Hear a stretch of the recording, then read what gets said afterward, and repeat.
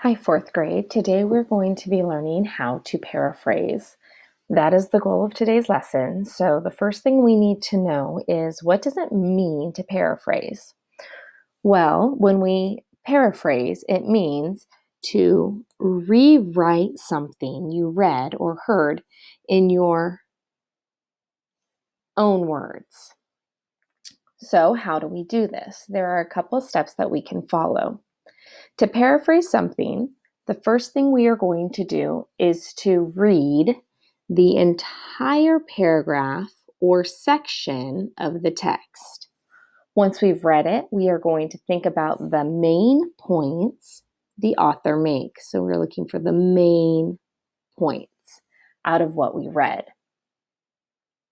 Once we've done that, the second step is to put the text aside and write the main ideas in your own words. So you're not going to look at the text as you do this. You're going to recall what you read and what you felt were the main ideas of that paragraph. Once you've written the main ideas in your own words, step 3 is to go back and reread the original text. When we go back to reread the original text, we're going to ask ourselves a few things. The very first thing we're going to ask ourselves is, does the paraphrase have the same meaning as the original text? We want to make sure that the same message is coming across in our paraphrase as was what was in what we read. Now, the second thing we're going to do is ask ourselves, did I leave out or change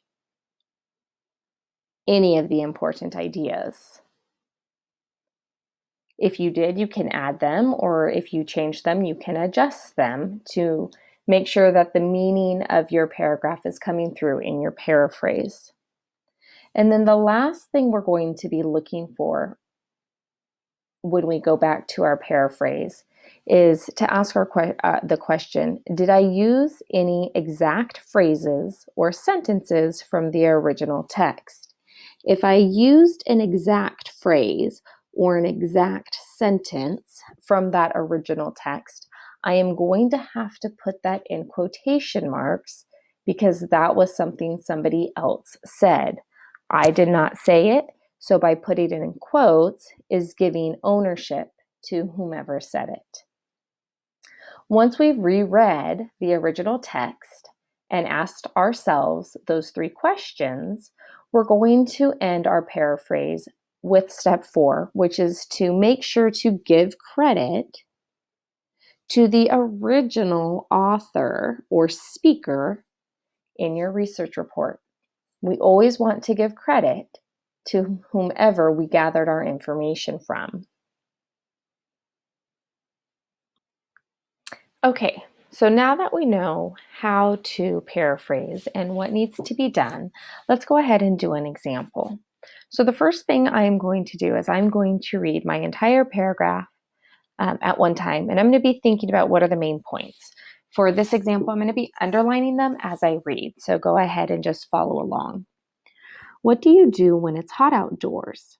You may look for a shady spot, or you may go indoors to get cool. If you were a desert creature, you might make your home underground, just inches below the desert surface. The temperature is cooler. Many creatures, even some desert birds, spend the hottest hours of the day underground. And this was taken from What Kind of Wildlife Live in the Desert by Natalia Elias. So what I was doing as I read through this paragraph is I was just underlining things that stood out to me. And in fact, this very first question should have been underlined.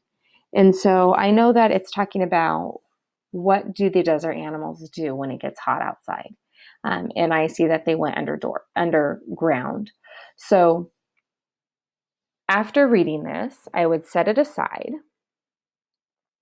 and I would write down my big takeaways. So I might write something like the example over here. The author Natalia Elias explains that just like people, some animals try to hide from the heat. Many animals that live in the desert go under the ground to stay cool during the hottest part of the day.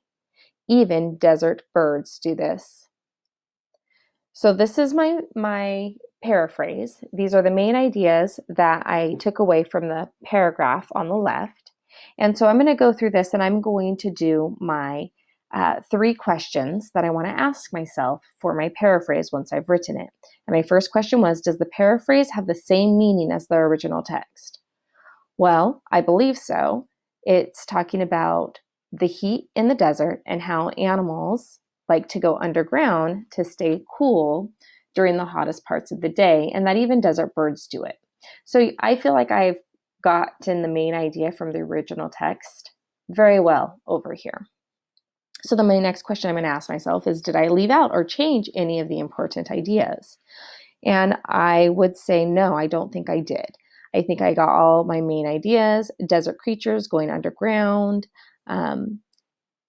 the temperature's cooler underground, and that this happens at the hottest day. So I think I pretty much nailed all of those over here. And then my last question I'm going to look for is, did I use any exact phrases or sentences?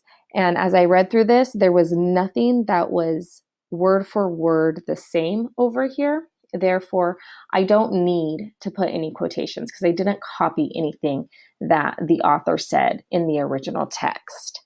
And then the very last thing I need to make sure that I did is that I gave credit to who the original author was. And you know what? That's how I started my paraphrase out. The author, Natalia Elias, explains. And so I give credit right away, right at the beginning of my paraphrase, of where I got this idea from. So now, with this understanding, we're going to go ahead and read another original text. I'm going to underline some of the main ideas, and then you are going to try your own paraphrase.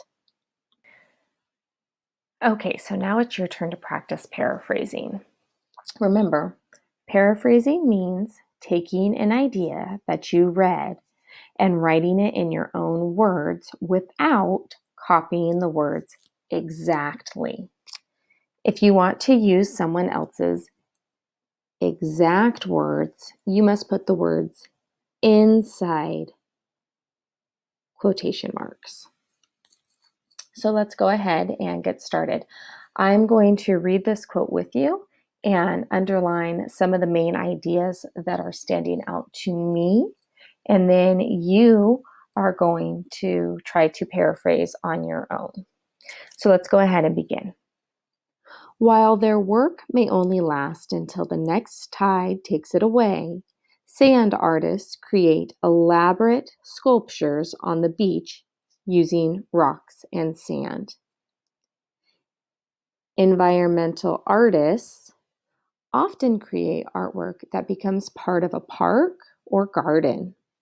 They may incorporate rocks, graceful tree branches, grasses, and other plants into their artwork. And this was from Art Around Us by Cheryl Ryan. So right now what I want you to do is I want you to look at some of the main ideas that I have underlined or boxed, and I want you to pause the video and write your own paraphrase. So go ahead and pause right now. Once you finish writing, I want you to come back and I'm going to walk you through the next phase.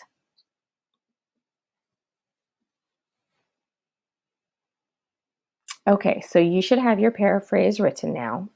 And what I want you to do is I want you to ask yourself the 3 main questions that we need to reflect on. So the very first one that I want you to ask yourself about your paraphrase is, does my paraphrase have the same meaning as the quote over here? If it does, go on to question 2. If it doesn't, you're going to have to figure out what you need to add or take away to make it fit. Question 2, did I leave out or change any important ideas? If you didn't leave anything out or the idea over here has not been changed, then you go on to question 3. If you did leave something out or change something, then you need to go ahead and edit it at this time. Now, question 3 is, did I copy word for word anything from the quote over here? If I did, I must include quotation marks. If you've used the exact words, they must go inside quotation marks. And if you didn't, then you are fine. And the very last thing you want to make sure you did was to give credit to the author. If you've done all 3 of those questions and provided credit to your author, then your paraphrase should be complete. Let me go ahead and read an example to you that I wrote, and you can see how it compares. Keep in mind that paraphrases will look different for everybody because we have written what is over here in our own words. The main ideas will stand true, but the way it's written will be different. So here is my paraphrase. According to Cheryl Ryan, environmental artists use the world around them. The artwork they create can become part of a park or garden. They use natural features like rocks, tree branches, grasses, and plants. Sand artists who create detailed sculptures are a great example of this.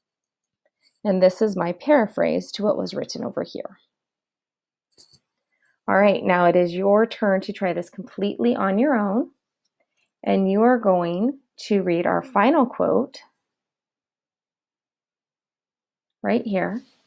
I want you to read the whole thing on your own, come back and identify the main ideas, set it aside, write your own paraphrase, ask our questions, and check to see how you did.